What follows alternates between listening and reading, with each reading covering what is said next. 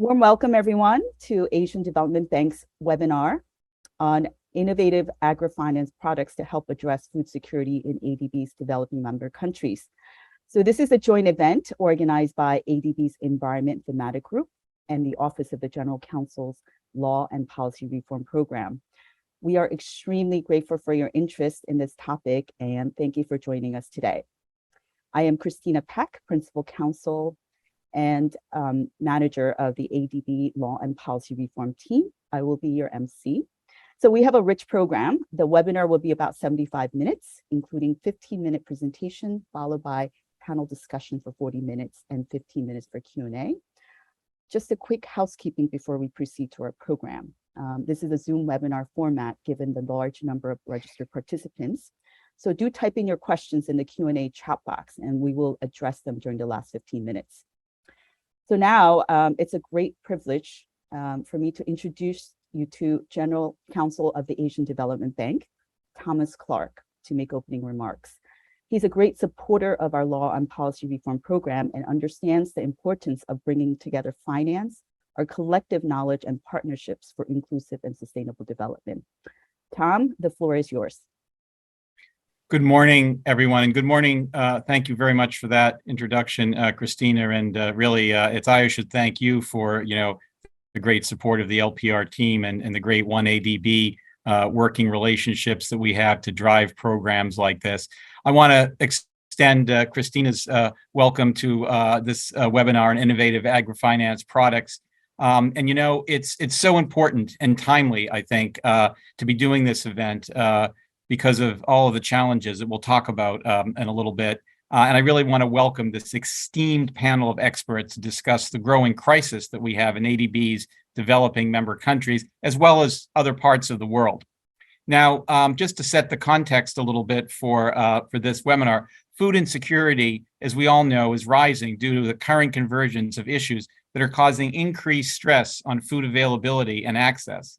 You can look at the Russian war against Ukraine and the impact it's had on increased global commodity prices with supply chain disruptions, all of which affect food availability directly and indirectly.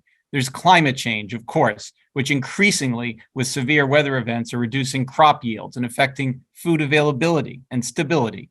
And of course, economic downturns. The COVID-19 pandemic has affected and continues to affect food access, as well as other economic impacts from things like the rising interest rate environment. Now, some of these are long-term, of course, but there are also current immediate consequences. We're seeing physical shortages of food and higher food, fuel, and other utility and commodity prices, including fertilizers, which help make the food of next season. We see pre-existing vulnerabilities to food security being magnified with more people hungry and experiencing food insecurity and being at increased risk of poverty. It's very, very sad because after so much progress in combating poverty, we're actually seeing backsliding in some areas. So this is really a crisis that needs to be dealt with. Now, fortunately, there has been an international response. And, as many of us know, the international financial institutions have mobilized and have programs in place and are indeed scaling up efforts. ADB, together with our sister organizations, the African Development Bank, the European Bank for Reconstruction and Development, the IDB, the World Bank, the IMF, IFAD, we've implemented action plans to address food security. And these include actions to step up, surge, and scale work across 6 priority goals that you will hear more about in the action plan discussion from ADB's Chief of Rural Development and Food Security later in the program. I also stress that ADB is at the same time taking other actions. We're mobilizing more resources to promote food security and the resilience of the food system. We're expanding our support under our trade and supply chain finance program. And I note that my colleague, Ben Sanstead, will reference this further in the panel discussion. Now, all of this, of course, if it isn't clear, it will soon be that, it needs a multi-pronged approach to ensure food security. It requires actions, first of all, in the immediate term, such as loans for food imports. It requires, the short-term actions such as fertilizer and equipment loans, equipment to support food production now, and this is where Agri-Finance comes in. And then, of course, the longer-term approach, which is things like increasing resilience, education, and the longer-term climate change responses.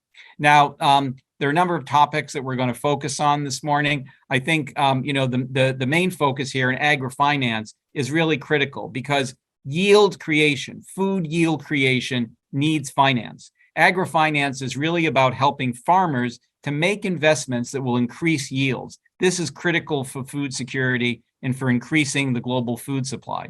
Now, the World Bank talks of the need to develop food value chains for feeding 9 billion people by 2050. There are a lot of challenges with that. That's a pretty aggressive number, but the challenges include high transaction costs with large numbers of farmers and entities in the value chain, limited infrastructure in many countries to support capital inflows into the food sector. And of course, farmers' income comes at harvest time, but they need the funds all through the year, including to purchase inputs, seeds, and fertilizer during the planting season. Now, there have been a number of responses to these challenges, but there's so much to do. The UN Food and Agriculture Organization estimates that about 80% of the food consumed in the developing world is produced by smallholder farmers, often lacking access to finance. And the World Bank has estimated that there'll be an increase by 70% by 2050 in demand. So at least $80 billion in annual investments will be needed to meet this demand. This is a huge challenge. And as with any big challenge, there's a big need for innovation. And solutions to these challenges are going to require all of us to think outside the box. And, it's not going to be business as usual. We're going to need to really be coming up with some creative approaches. I'm happy to say that, a lot of the people around this Zoom call right now and our other colleagues are really working, 24/7 to come up with a lot of these innovative solutions. Things like the use of collateral available to farmers and non-traditional credit scoring. These can be methods that we get more people into the formal credit sector and make financing available. Coming up with digital solutions to link agriculture value chains to finance wherever it exists in the world. And of course, capital market solutions to scale and bring in private sector finance, which is really going to be critical. I mean, this problem goes well beyond the ability of public fiscs alone to solve. This is going to require a huge amount of private sector finance coming in. Are there any good stories that we can tell so far? Well, there are some good examples of IFI-supported innovative products. IFIs have supported the development of a number of innovative credit products covering different stages of the value chain. To name just a few, we have pre-harvest finance, where you have, for example, crop receipts-based finance, where crop receipts use a negotiable promissory note issued by a farmer or a farming organization promising to deliver an amount of produce at a future date, and that can basically be cashed or physically settled. That helps get that access to finance to make those investments. There's post-harvest finance options like warehouse receipts financing, receipts that essentially use harvested crops that are stored in a controlled warehouse as the basis for issuance of instruments representing an ownership interest in those crops. These are very innovative solutions. Some of them have existed for a while in developed countries. It's all about how we can help, get them to where they need to be in a number of our developing countries. These instruments, importantly, can be financed against and traded. They can be aggregated and monetized through securitization. These are things that are really going to bring 21st century finance to where it needs to be. And where it needs to be is in our region to be utilized. I mean, the problem is a lot of these projects, as I said, a lot of these products have been largely developed and utilized in other regions, but ADB needs to get them into developing member countries now. And we're looking at their implementation and working to support this, including through ADB's Food Security webinar series. And this webinar on development of such innovative financial products to support food security in our DMCs. So I hope in my very brief introduction, I've given you just a taste of how really urgent and timely this is. I'm so grateful, to all of you here, to our supporters, to Christina and the OGC LPR program, to our collaborators in SDCC and across the bank. And I just thank you all for tuning in. And I hope that through this webinar, we can increase awareness about these innovative agri-finance products and, most importantly, increase their uptake. Thank you very much. Christina, back to you.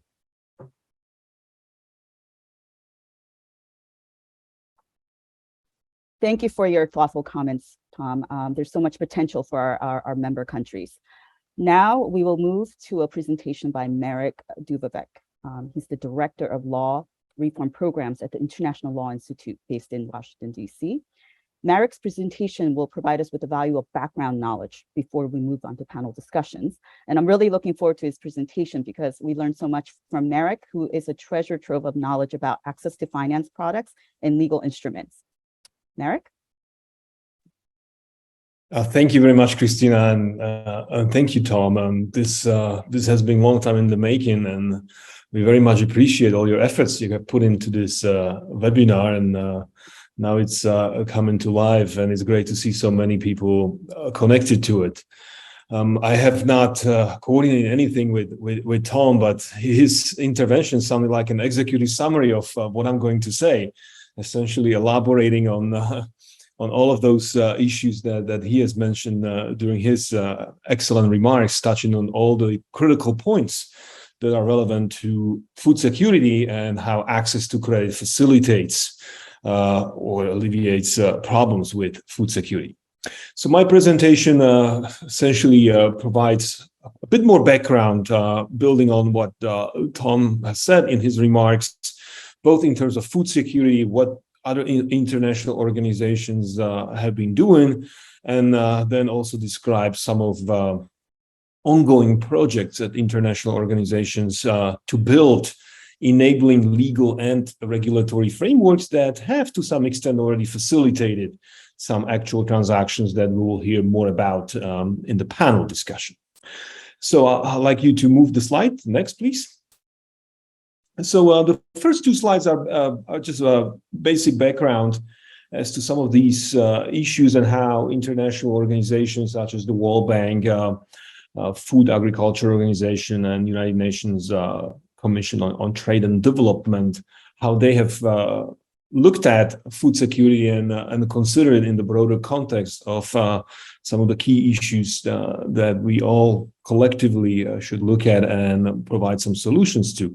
So these are just simple quotations from the relevant reports published by these organizations that all uniformly recognized food security as a major issue and identified several solutions that could be pursued to address the problem, including access to finance and providing the tools that are necessary for agribusinesses to actually get finance to enable them to grow commodities and to distribute commodities through agricultural value chains.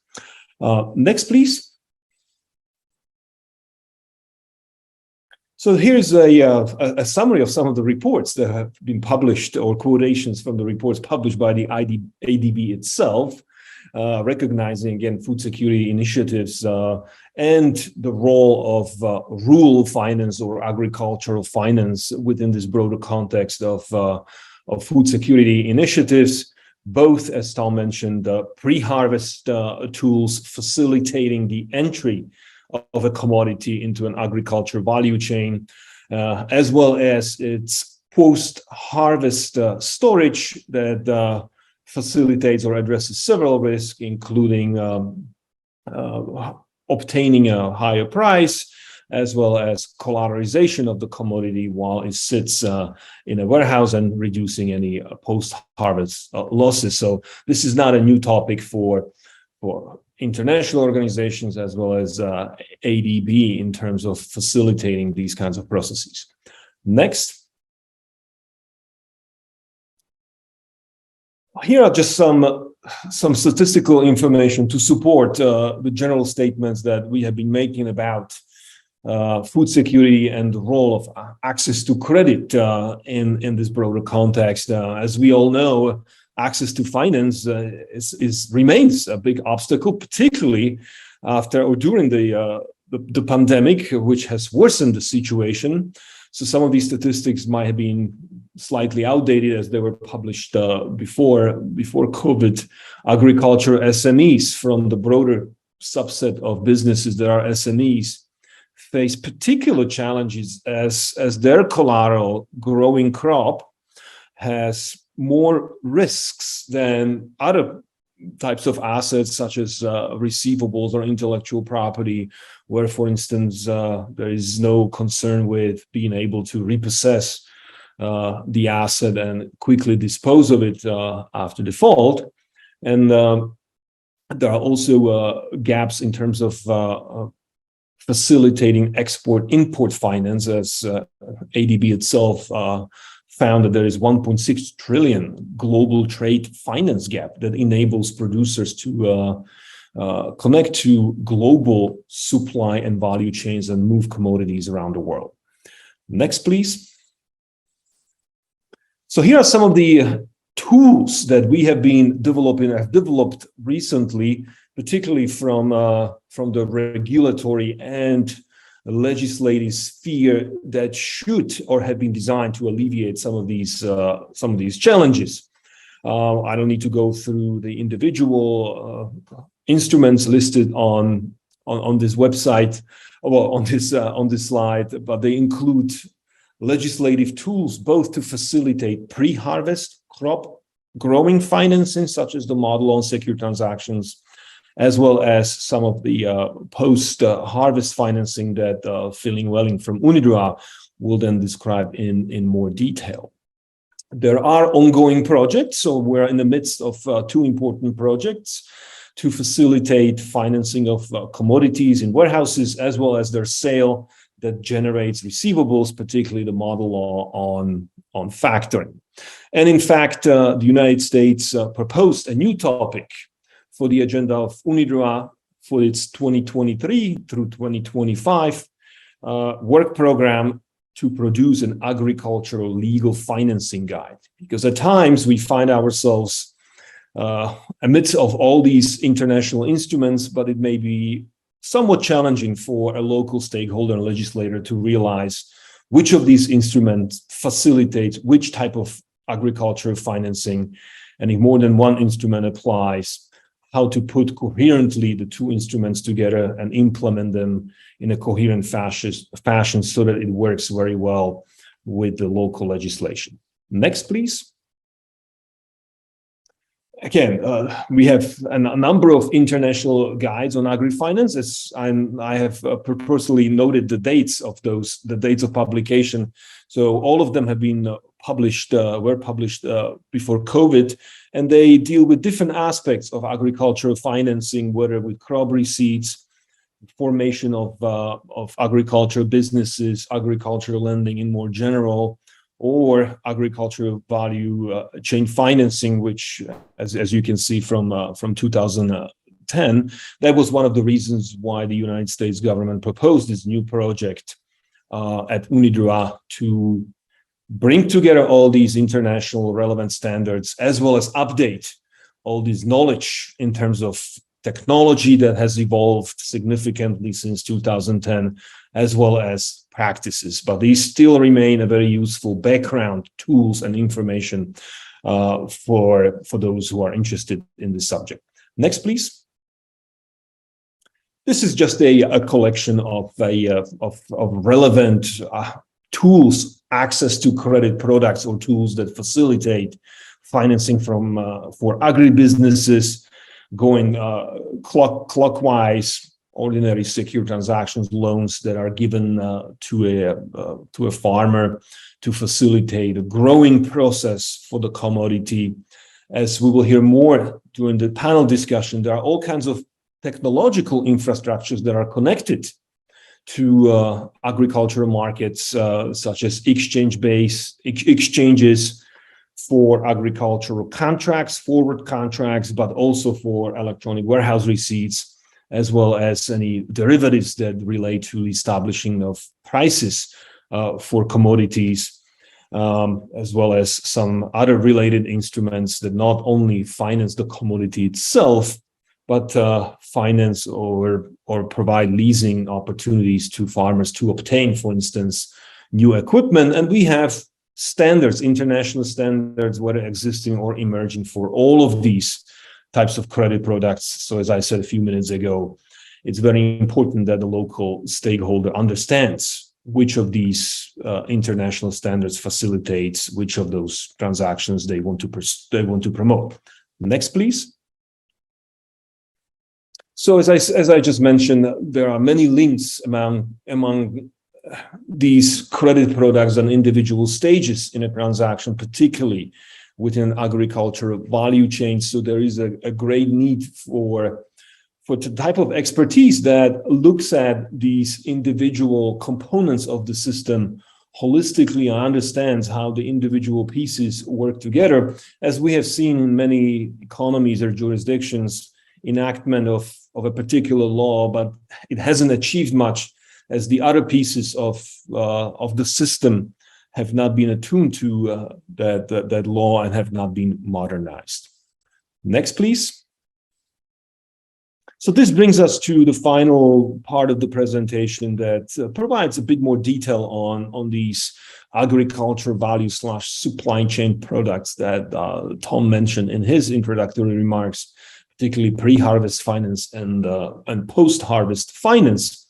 And as I said a minute ago, to enable whether pre-harvest or post-harvest transaction, a state would need to have in place a modern private law, commercial law framework, such as a law on warehouse receipts, but also any relevant regulatory framework that informs the state or informs the financial institutions as to whether they need some kind of a license to engage in those types of transactions, how they reserve against potential losses, and what sort of supervisory framework is put on top of the infrastructure to ensure that it is transparent and predictable. So we have seen, and we have been involved, me directly, in a number of these kinds of projects. For instance, on post-harvest finance in the Philippines, Pakistan very recently adopted a set of regulations for collateral management and electronic warehouse receipts. This is probably 2 years old, so we're still waiting for some actual results, but there is a great deal of a promise.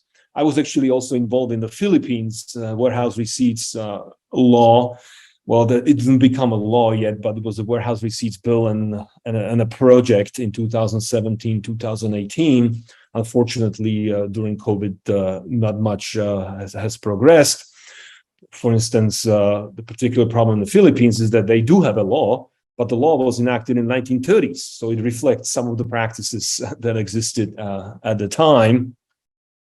As for pre-harvest finance, these are primarily crop receipts, which, as Tom explained, it's a negotiable instrument that is issued by a farmer that is secured with a future or growing crop.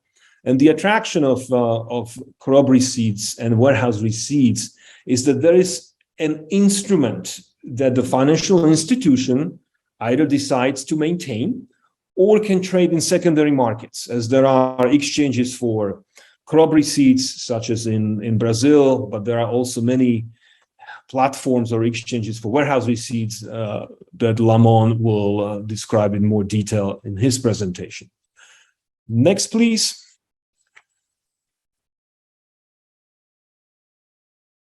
So the next two slides just provide a bit more detail on the type of legislation that is necessary to underpin both crop receipts and warehouse receipts, which in both cases require some form of public notice so that third parties know that there is an encumbrance or there is the crops serve as collateral, which may be achieved for crop receipts by registration and for warehouse receipts by taking possession of the warehouse receipts or acquiring control. So some form combination of contract and property law is required to provide the certainty and predictability to financial institutions, which of course are most interested in enforcement, potential enforcement, which ought to be extrajudicial and very fast so that the losses can be minimized. Next, please. So this slide just covers some basics of warehouse receipts. Perhaps we can just skip this slide, as Philin will explain in more detail what sort of rules actually go into a modern warehouse receipts legislation. We have several members of the working group and drafting committee for the UNIDROIT/UNCITRAL model on warehouse receipts with us today, attending the webinar, so they may also wish to provide some observations. So that brings me to the last slide, which covers digitalization and some aspects of technology. as there are at least three important components that need to be in place to build a successful system for agriculture financing, which is some private law, commercial law framework, appropriate regulation, and some form of technological infrastructure, whether that is a registration system for the registration of pledges, whether that is a platform or a commodity exchange for crop receipts or warehouse receipts, as well as technology facilitating the actual transactions within supply chains, including trade finance and the eventual export of a commodity and generation of a receivable. But I'll stop here, as we have we'll hear more about some of these aspects during the panel discussion. So once again, thank you very much for the opportunity to share some of these thoughts with you. Thank you, Marek, for a great presentation. It's a really helpful overview for our audience. So now we will proceed to our panel discussions led by our expert moderator, Ben Sandstad, who is Senior Counsel of ADB's Trade and Supply Chain Finance Program. The floor is yours, Ben. Thanks very much, Christina. It's a pleasure to be hosting this very distinguished panel of experts. In this next panel discussion, we are essentially going to break down and speak to some of the issues described by Marek in a bit more detail from various perspectives from our expert panelists. As counsel for ADB's Trade and Supply Chain Finance Program, I should briefly touch on that these programs have supported more than 1,900 food and agricultural related imports, valued at over $2.3 billion to 10 countries in developing Asia over the last 18 months alone.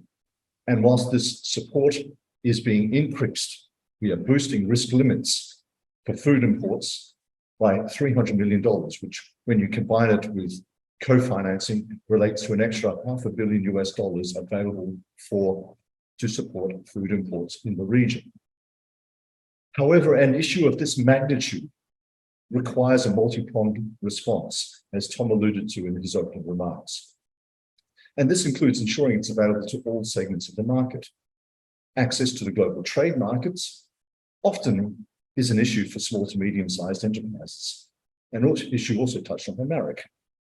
And trade and supply chain finance in the international markets may not be directly helpful and available to domestic agricultural supply chains.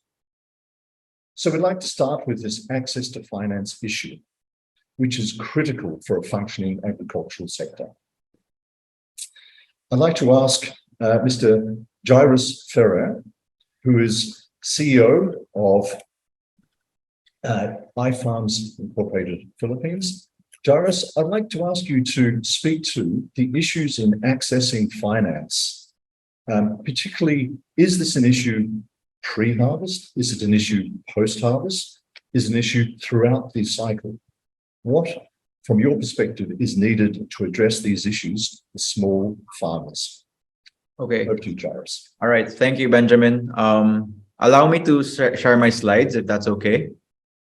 So allow me to first introduce myself. Good morning, esteemed attendees and guests from all over the world. I'm Jairus Ferrer from Mindanao, Philippines. Our work in the company iFarms Incorporated for the past 8 years has been and always will be focused on bridging development and innovation to Philippine agriculture. Allow me to convey to you today what I have realized and have seen based on the countless conversations that I've had with farmers and fisher folks across the Philippines with access to simple financial instruments and how this can be possibly achieved from the grassroots perspective.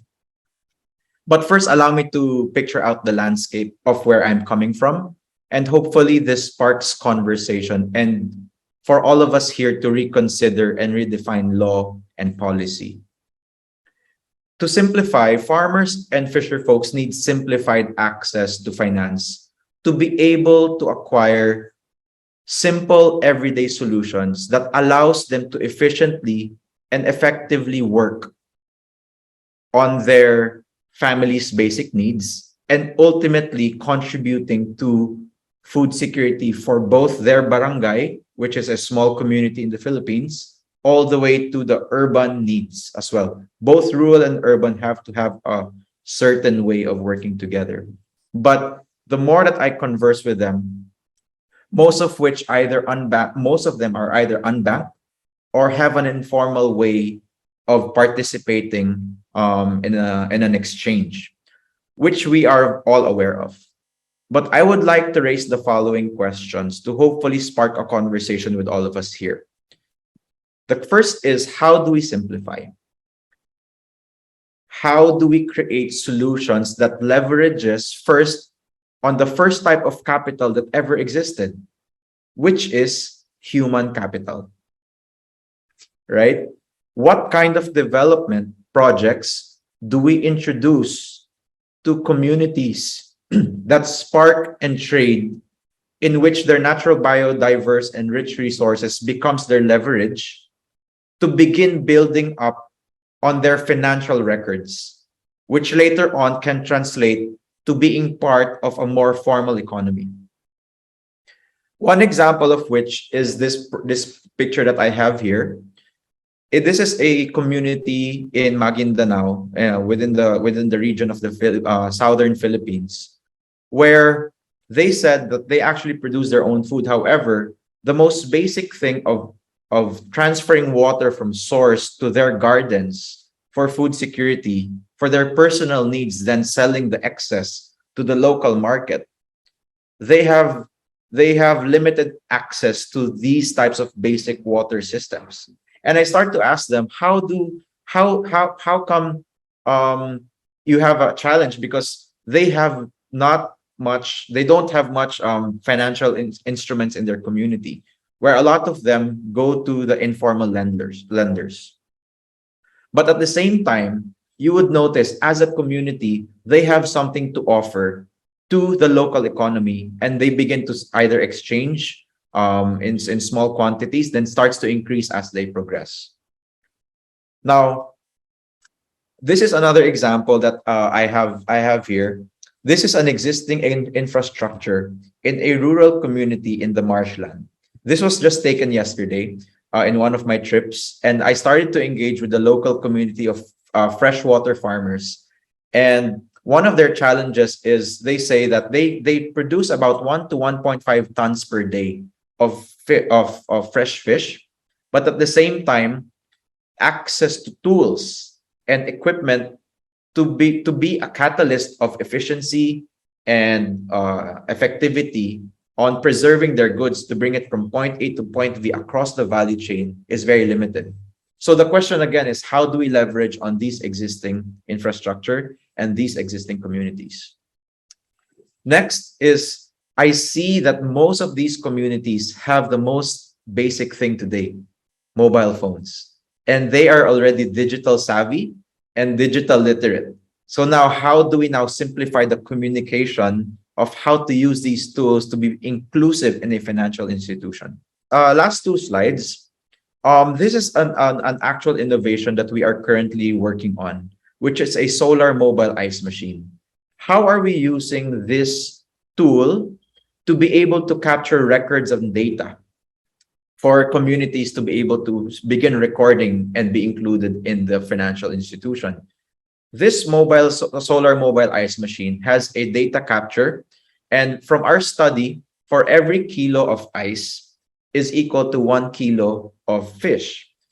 And as people purchase ice, one of the programs that we are integrating is for them to be able to be registered in when they purchase ice, so that we can begin to monitor the transactions that begin as they exchange, right? So we saw this as a data capture tool, but at the same time, the physical need to preserve is also there.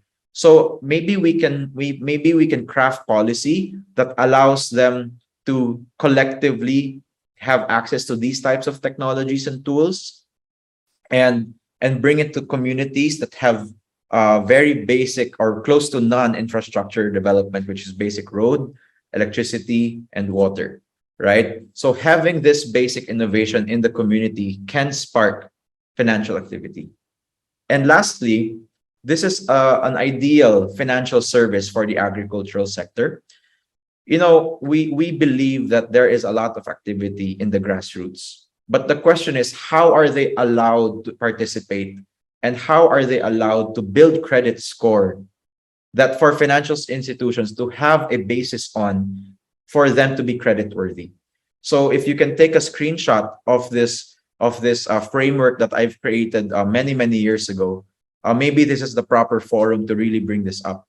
And with the advent of digital technology and financial technology, which we all have access to today, I really believe that we are at the starting point of being inclusive in the agricultural sector, particularly in the rural areas of the Philippines, from my perspective. So I hope, Benjamin, that this sparks some ideas. These are the issues on the ground, but these are possible areas that we can leverage on. Again, to summarize: human capital, natural capital, natural resource capital, and existing infrastructure as a catalyst for economic activity. Thank you. Thank you so much, Jairus. That was very helpful, very inspiring, and it really does bring us to what is the scene, what is the issue, what do we need to address on the ground. So thank you very much. You raised many issues in your presentation. The next panelist I'd like to invite is Mr. Zhang Chengfang, who is Chief of our Rural Development and Food Security Agriculture Thematic Group.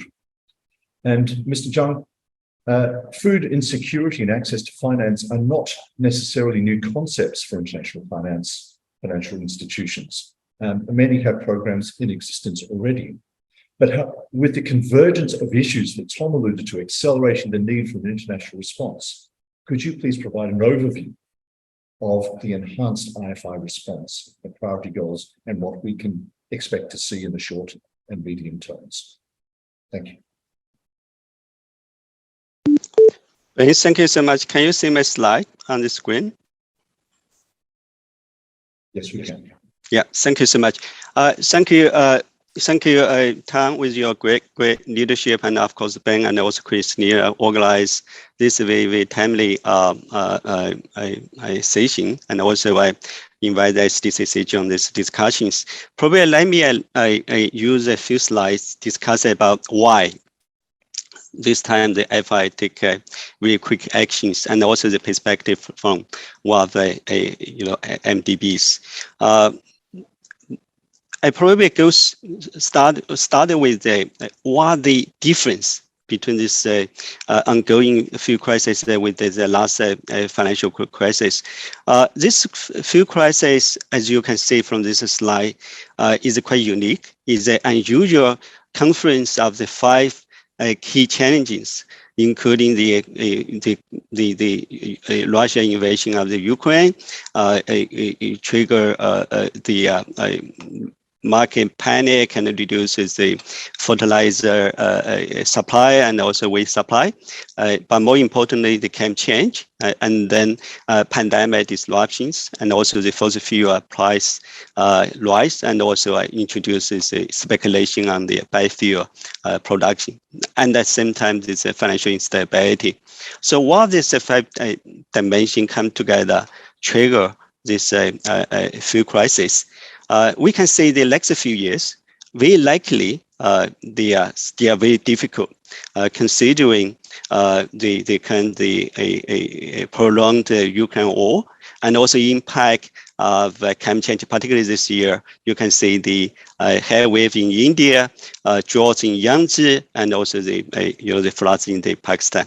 And sometimes there is uncertain logistics, supply chain disruptions still continue. Of course, there's another factor is a weakening local currency against the US dollars, as well as, of course, is a financial indebtedness. Many of the countries also reduces the affordability of the vulnerable countries. So we will see this time is a multiple crisis. So that's the reason from the MDB side, we are a little bit more concerned. So let me see how I move to the next slide. Okay, so the next slide, when the food prices peak in March this year, FI say we correctly conduct assessment of the demand from the developing member countries for the food security related support. You can see there are strong requirement for the short-term assistance, but sometimes also we can see the strong demand for the medium and also long-term needs as well.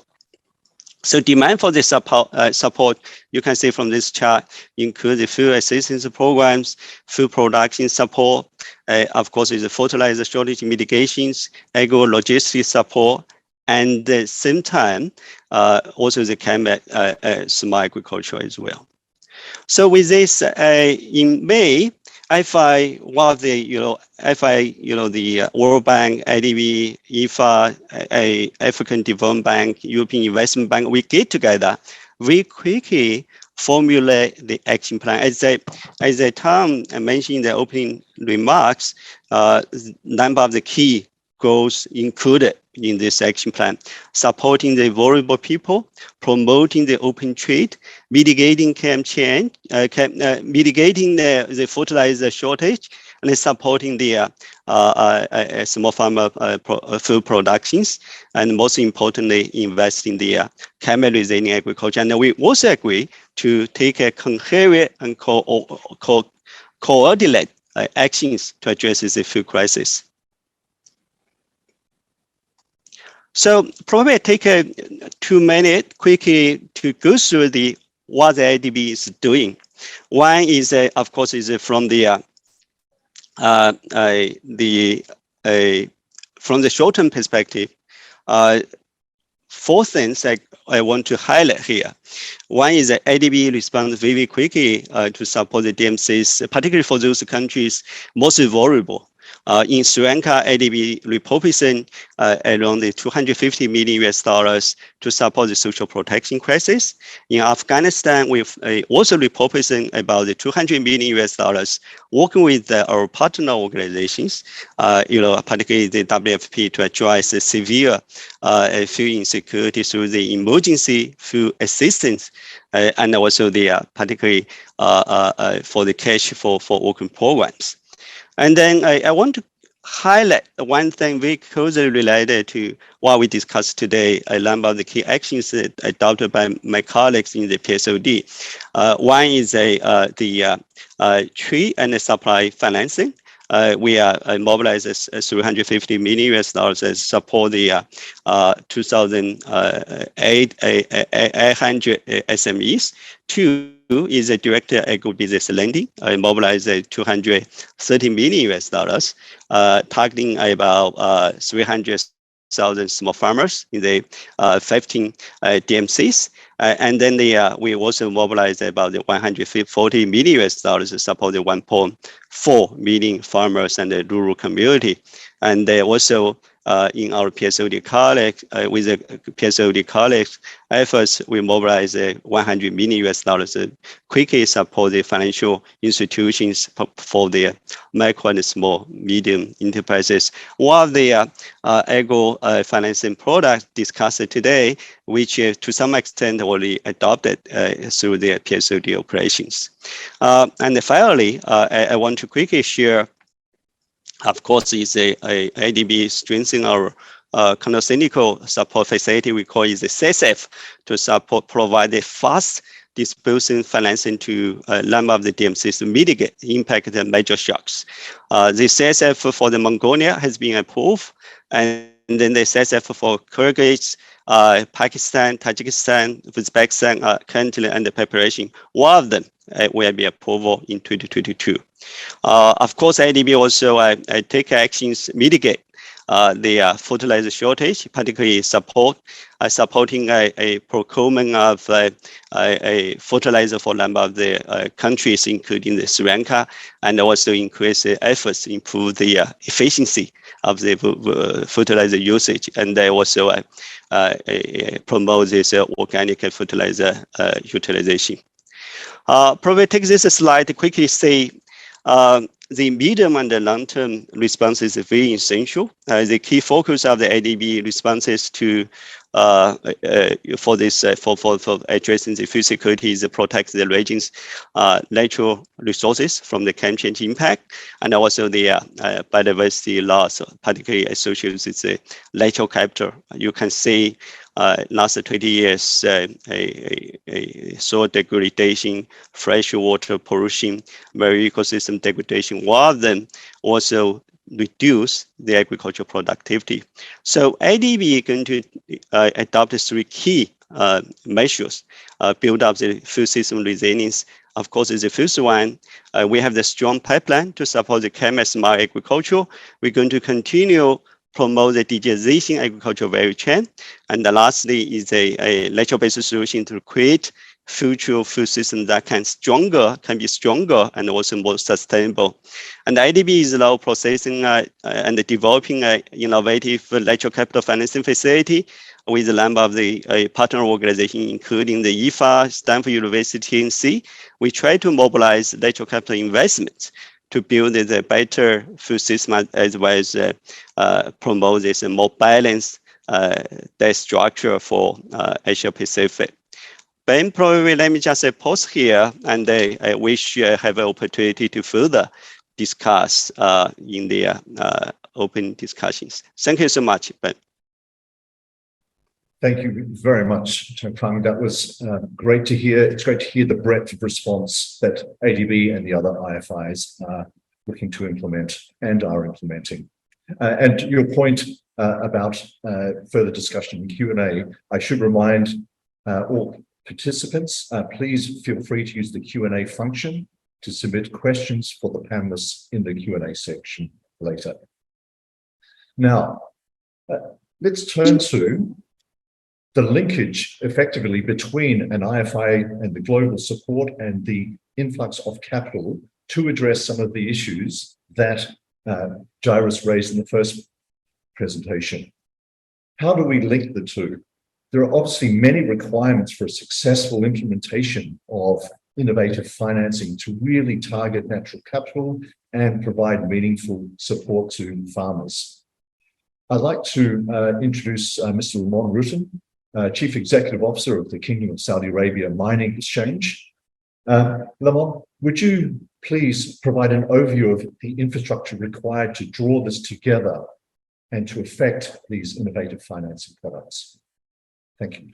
Okay, thank you. And my pleasure to be here.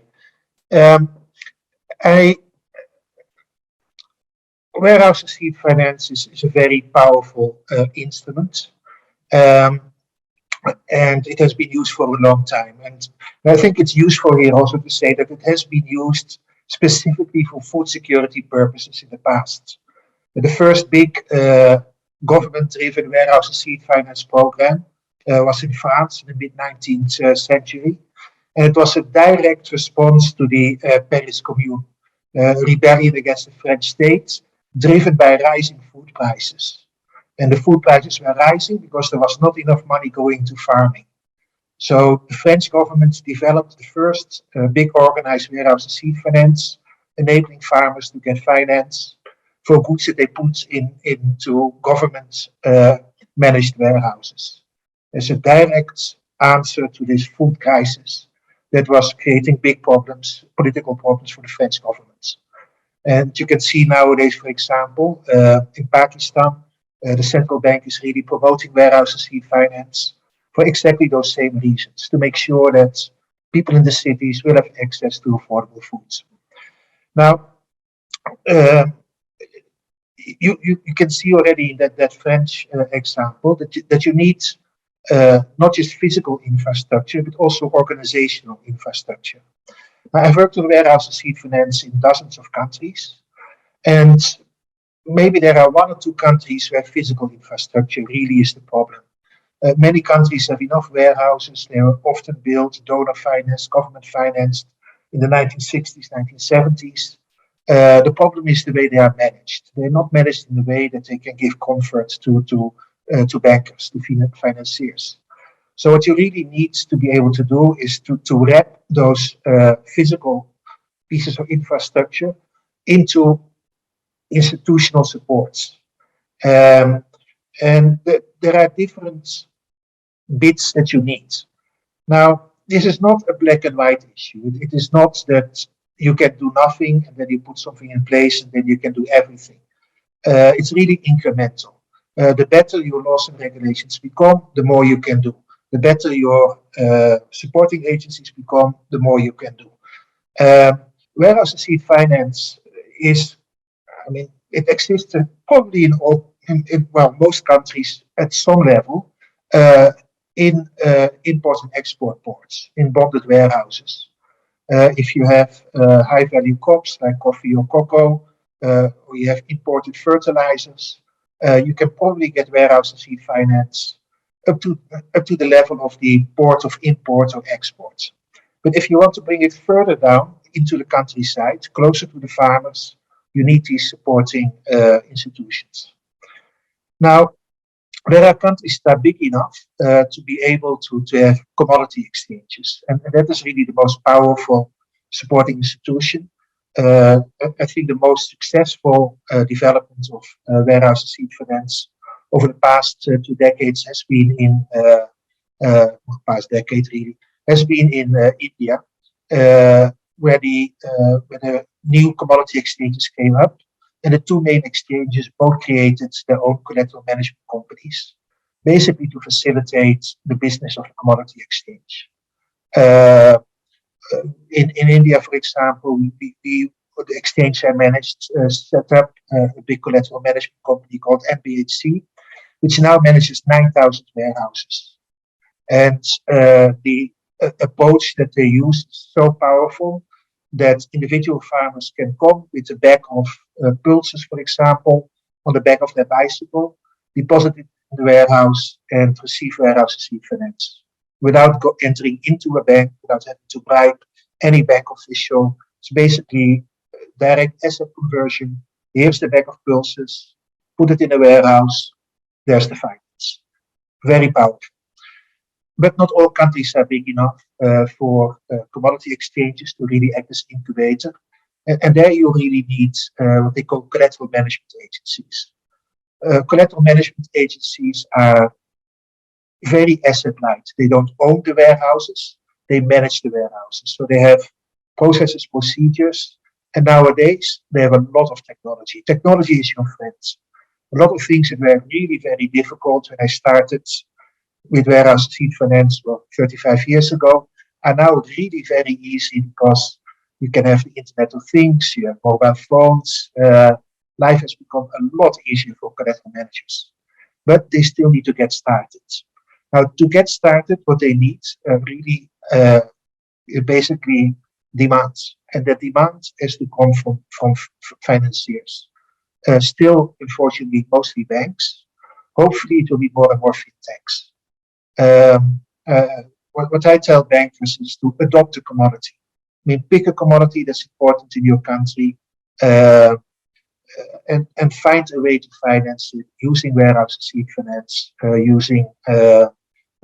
using electronic warehouse and seeds where possible. Now, collateral management agencies normally will set up their own grading agencies. That's another important element of your institutional framework. You need to know exactly what you're financing. If you want to bring it even further down, so instead of financing only when the goods have been deposited in a warehouse, you want to finance the goods that are still in the fields, copper seeds. You need an even stronger framework, because the risk there is the conversion of those crop in the fields into crops in a warehouse. If the financier loses control at that stage, he's at risk of not getting his money back. So then you need agencies that are actually able to supervise that. In Brazil, where you have copper seed finance, you have collateral management agencies that will actually send people into the fields to verify that at the moment of harvest, the goods are loaded in the right trucks. They go to the processors who are part of the finance. And nowadays they use drones to make that cheaper and easier. So you need collateral management agencies. You need a reasonable legal regulatory framework. Ideally, you have commodity exchanges. One last institution that you often need is what is called a registry. In the past, warehouse receipt finance were on pieces of paper, and those pieces of paper could be duplicated, could be falsified. And as a financier, you really wanted to be able to know that you had a priority claim over commodities. Those commodities were only pledged to you, to no one else. If you have a system where warehouse receipts are registered with individual notaries, that is very, very difficult to do. With how many notaries can you check your warehouse receipt? So ideally, you have a central registry, an electronic warehouse receipt system is central registry. But in a paper receipt system, it's a separate company. And in that registry, a banker can very easily check that a warehouse receipt that is pledged to him is only pledged to him, and that it really corresponds to commodities in a warehouse. So you need that infrastructure, and IFC, the World Bank, are doing good job in creating securities registries, collateral registries, but more of that work needs to be done. So again, these are powerful instruments. They have been used for a long, long time. The first tradable warehouse receipts, you can already see them in Ptolemy, Egypt, 2,000 years ago. Traders were able to deposit grains in a warehouse in one city. They get receipts. They take that receipt to another city, and they would be able to get grain out of a warehouse. What's a supporting institution? In that case, one government company that was able to manage the administration of those warehouse receipts. So powerful instruments, the better the support, the more you can do. If you really want to bring this down to the countryside, build those institutions, and encourage banks to learn about this, because these are very old techniques, forgotten for most of the 20th century, highly relevant once again now. That's it for me for now. Great. Thanks very much, Lamont. Very helpful, practical advice as to what is required to implement this. Let's move now to the legal requirements to support that infrastructure for these innovative products. Dr. Philin Welling, who is a legal officer for the International Institute for the Unification of Private Law. Dr. Philin, could you draw together what is happening on the legal side, the legal framework and model laws required to support these types of products? Thank you. Thank you very much, Ben, for the kind introduction and for the invitation to contribute to this webinar. Good morning, everyone, or good afternoon or evening, as the case may be. So indeed, an enabling legal framework is key for facilitating agricultural finance, including through warehouse receipts or crop receipts. And I will focus on the current initiative to develop an internationally adopted model on warehouse receipts that will help to modernize the legal framework for Agri-Finance. And that was already mentioned by Marek in his introductory presentation, which is the joint UNCITRAL UNIDROIT model on warehouse receipts. Next slide, please. Starting with the considerations that motivated this project, we already heard about the importance of warehouse receipts in supply and value chain financing, and also the relation with food security. So I will focus on the legal aspects. First, UNCITRAL UNIDROIT found a lack of an enabling legal framework, assessed the legal frameworks around the world, and found a lack of enabling legal frameworks for warehouse receipt finance in a number of jurisdictions. Now, some jurisdictions have warehouse receipt legislation in place, but it does not is not up to date with the needs and developments in the industry. Other countries, most countries, do not have really an enabling legal framework for electronic warehouse receipts in place. So further, there's little harmonization and compatibility across jurisdictions, which harmonization is useful because it facilitates trade and finance cross-border in warehouse receipts. There are currently several countries are seeking to reform their warehouse receipts legislation in order to accommodate for electronic warehouse receipts, which proved to be challenging. And finally, there is no international legal instrument or other harmonized legislative guidance at the international level that could guide these efforts. Next slide, please. On all these considerations motivated UNCITRAL in 2019 to propose to UNITOR to initiate a joint project on developing legislative guidance on warehouse receipts.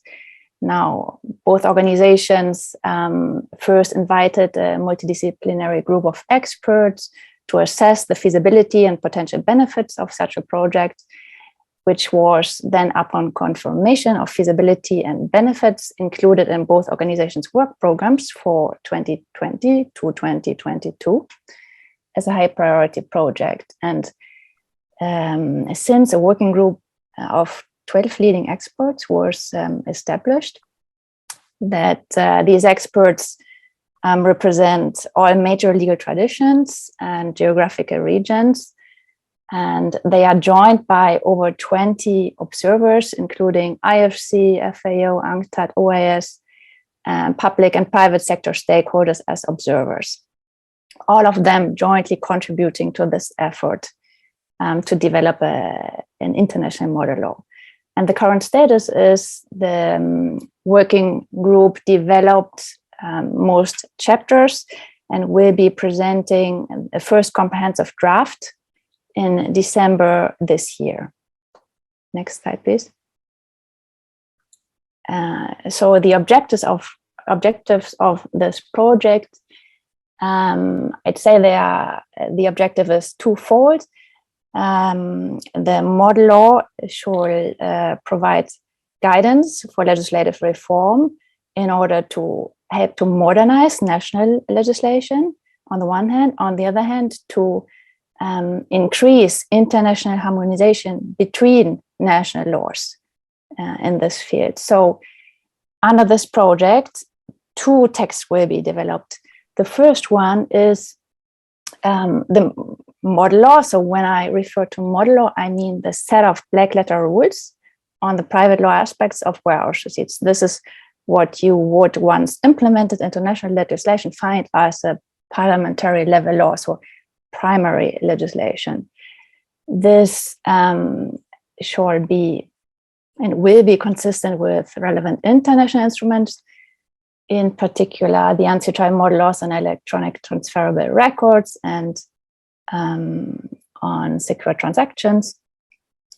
The rules, of course, need to be compatible with existing legal frameworks for warehouse receipts and the broader background legislation in any country in which it would be implemented, which is a particular challenge for the working group. And as one focus of this model law is to accommodate for the use of electronic warehouse receipts, it is drafted in a technology neutral way that provides for the issuance and transfer of electronic warehouse receipts on the same footing as paper-based warehouse receipts. So the second text that is being developed is a guide to enactment, which aims to facilitate the implementation of the model law at country level.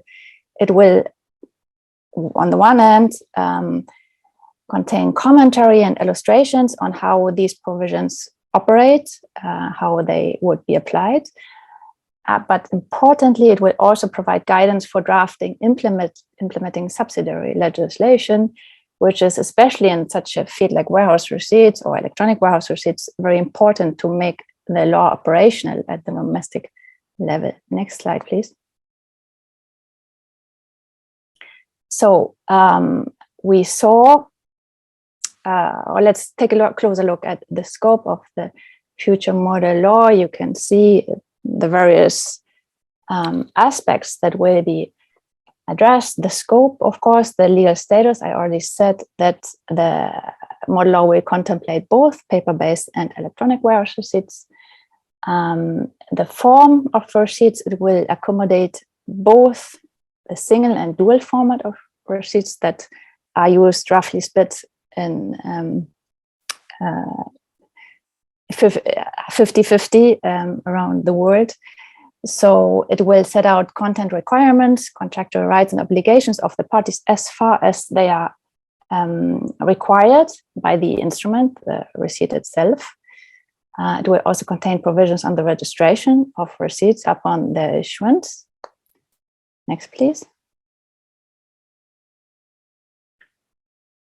The model law also covers negotiability and transfer of warehouse receipts, amendments, which one advantage of electronic warehouse receipts is the possibility of dynamic updating of the receipt according to the status of the underlying commodity.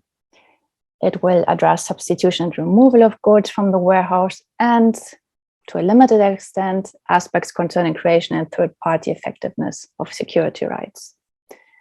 Now, maybe one comment on why the model law is limited to the private law side of a warehouse receipt system, thus excluding the regulatory part, meaning the administration, licensing, and supervision of warehouses, penalties, offenses and penalties. So the private law aspects are very suitable for harmonization. And harmonization between national laws in this respect is very useful to facilitate trade and finance cross-border, whereas the regulatory part of the warehouse receipt system is very resource dependent and need to be really tailor-made to the specific legal, economic, and social context of a particular country. Next, please. So let me say a few final words on the next steps and the timeline for the preparation of the model law. There will be 2 more working group sessions before the draft model law will be submitted to intergovernmental negotiations with an UNCITRAL.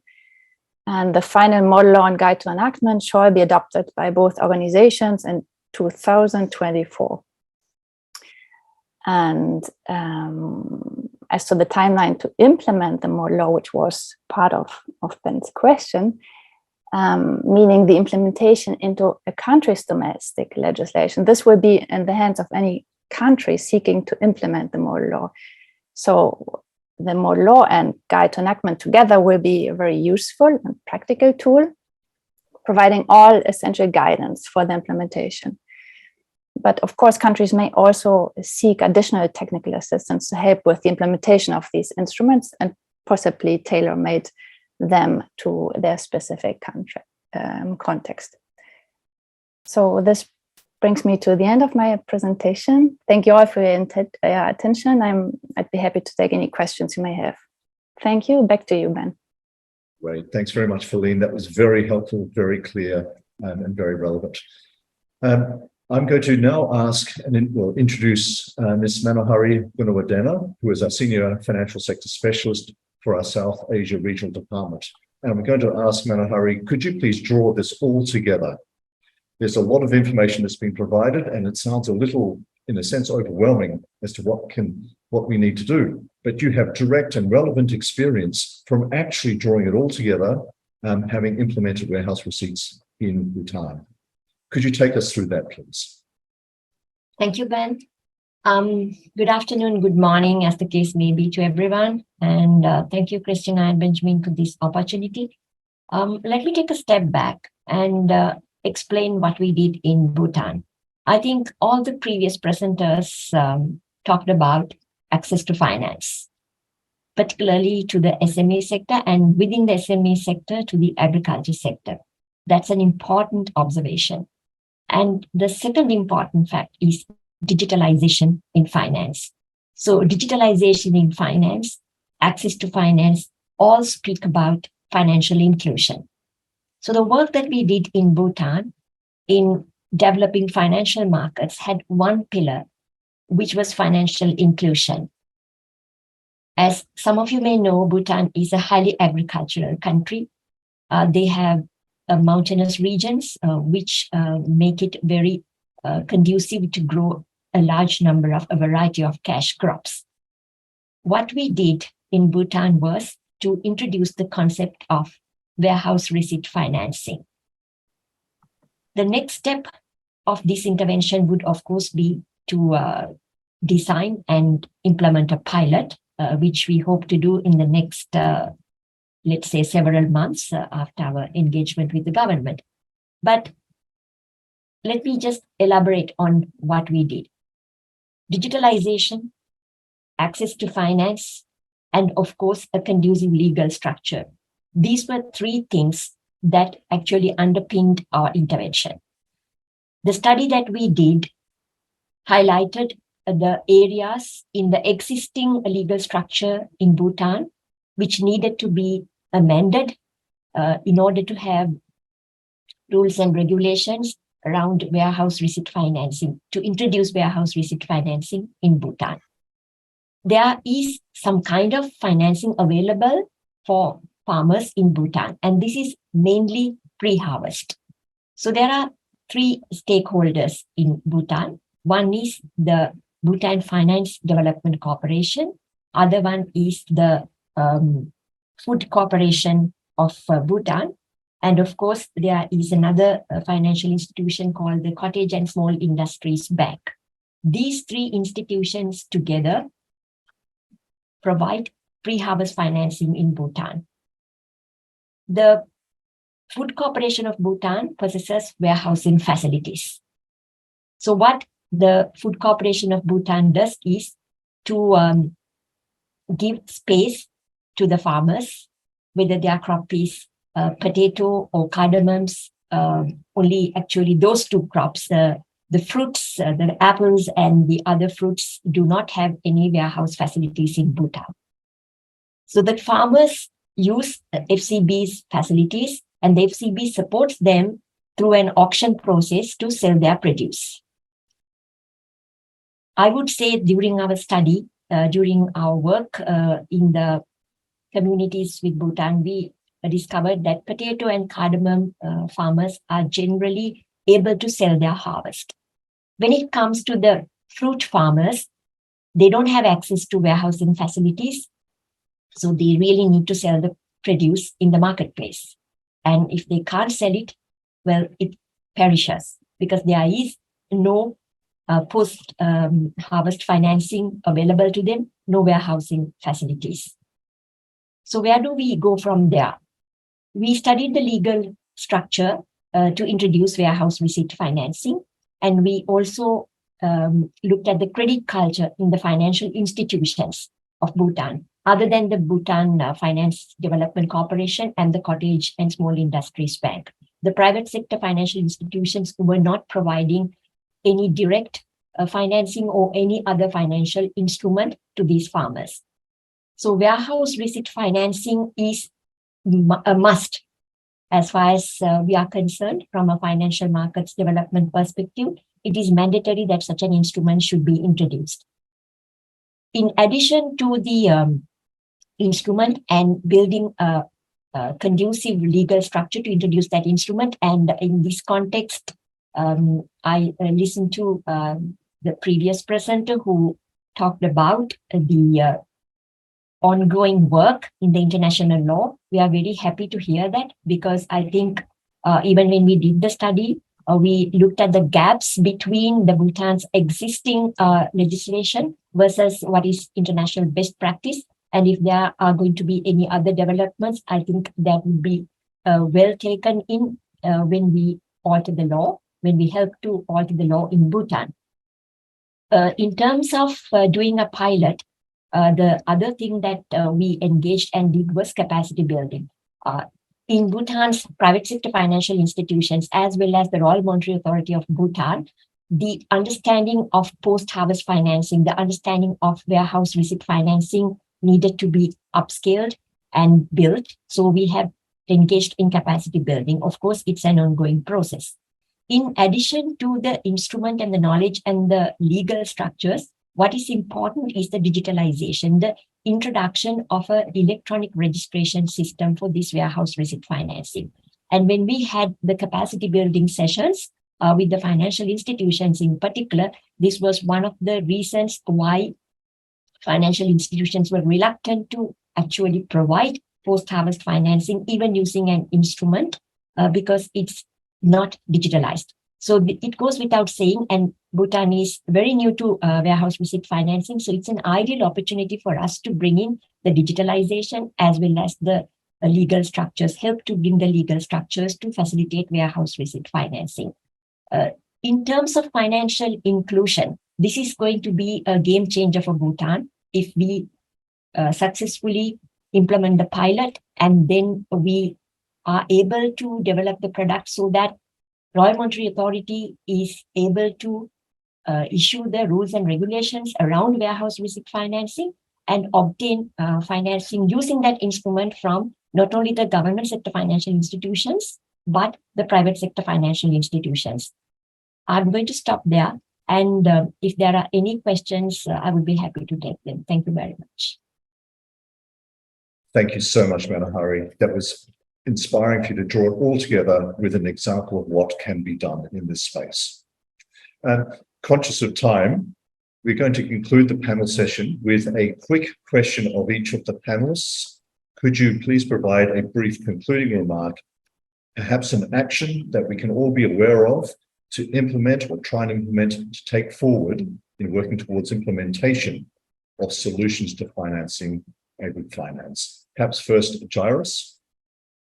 Okay, thank you, Benjamin. I really believe in proof of concept. I really believe in starting small with a focused group, area group. We have a number of areas here which we can consider, but I really feel that the conversation has to continue with how to put the framework together and complete the ecosystem. So I'd be happy to contribute and be part of the conversation as we progress. And this is a much needed and it's an urgent matter that has to be addressed. Thank you so much for having me. Thank you, Jairus, and your continued involvement in this is critical to solving these sorts of issues. So thank you, sir. Lamont, your concluding remarks, please. These are powerful instruments. They have helped turn around, for example, agricultural finance for emerging commercial farmers in Brazil. They are relatively safe instruments for banks when they're done properly. So I would encourage everyone to have a hard look at what you can do with these instruments in your countries. And then don't shoot for the stars. Be very pragmatic. Just get going with a crop, with the commodity, and learn from that, and then go into other sectors. Don't be afraid of learning something new with warehouse receipt finance. Great, thank you so much, Lamont. Dr. Philly. Thank you. So we heard an effective warehouse receipt system can contribute in different ways to improve food security. Just to mention, increasing food production through availability of affordable credit and finance for agricultural producers, minimizing food loss through enhanced transportation and distribution of food. Minimizing food loss through appropriate storage and treatment facilities, of course, and improving distribution of food through enhanced infrastructure. And ultimately also allow a government to take stock of the food reserve available at country level. And all these advantages can be catalyzed through the use of new technologies. And I think for legislative drafters, it is very important to be aware of all these important advantages of warehouse receipt system, and to maybe at this point in time really try to enable and promote the use of various new technologies to fully harness these potential advantages. Thank you very much. Great, thank you. And lastly, Manohari, your concluding remarks, please. Very simply, I think anything that we do around agricultural finance is to get the right price for the farmer, and very important to keep him incentivized to produce more. I think we have all seen what food insecurity does to the world. For us, the financial sector people, the challenge is to change the credit culture, diversify the credit culture so that we could introduce agri-finance into their suite of products. This means change of laws, change of systems using digitalization. And on our part from public finance, we hope to start with the pilot in Bhutan soon, and we hope to implement the legal structures with the support of the government. Thank you. Thank you so much. Christina, over to you. Well, many congratulations to all of you. Well done to our excellent panel, to our amazing moderator and our presenter, Marek. And, really appreciate all of your valuable contributions. Unfortunately, we are out of time, so we are unable to address the questions, but we will get back to the questions posed and continue this important dialogue, as Jerry has pointed out. We will make this webinar available to all of you and publish for further knowledge sharing. So we hope this webinar has increased your knowledge about the innovative agri-finance products discussed today and their great potential for application in Asia and the Pacific region. And indeed, these reforms will take our collective action, from all sides. So we really look forward to working with all of you. And again, thank you so much for tuning in, and thank you so much for our expert panel.